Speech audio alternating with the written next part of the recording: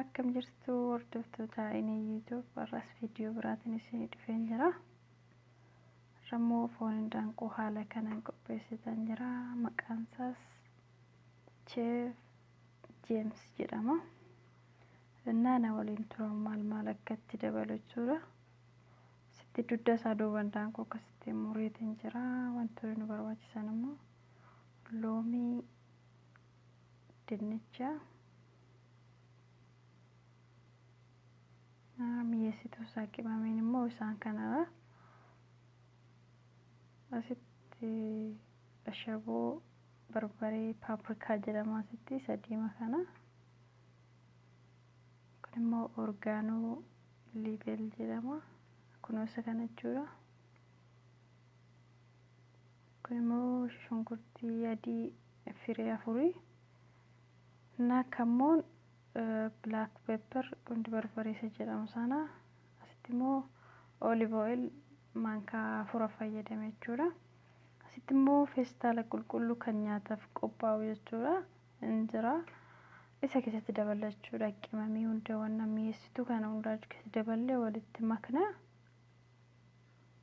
Akka boodas indaanqoo keessatti daballeetu waliin makna jechuudha. Qimamii waliin akka wal nu ga'uuf jechuudha.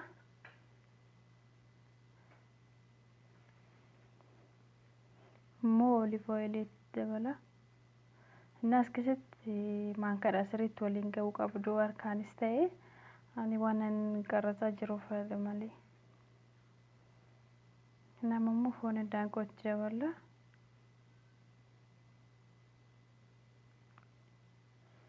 Maaliif qibameen isaa bakka hundaa akka wal namaa ga'uu fi indaanqoos immoo dudda isaa duuba mureetanan jira jechuudha. Qibameen keessanis duubanis akka ta'uuf haala kana waliin makeetanin jira.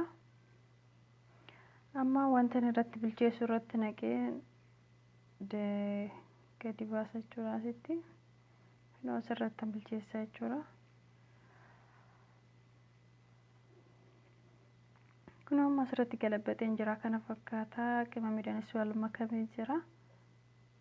Mammoo dinnichaatti dabala akkasitti jechuudha. Dinnicha gurguddiseetuma jechuudha.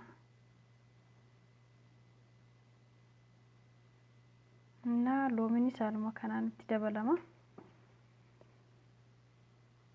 Yeroo nyaatamu jechuudha. Fakkeenyaaf yeroo bilchaatee irraa fudhanii nyaataaf qophaa'e loomii kana gubbaa irratti cuunfataniiti nyaatu jechuudha. Kana fakkaataa amma gara bilcheessatti deemna.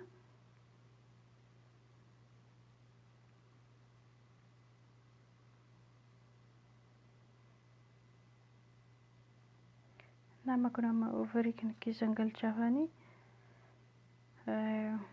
almuuniyeemii itti shaffanuu qabdu. Almuuniyeemii gubbaarraan itti shaffantu sa'a tokkoof jechuudha. Sa'a tokkoof akka bilchaatu sa'aatii gimmaasha jalaan gimmaasha immoo walakkaa immoo gubbaarraan jechuudha.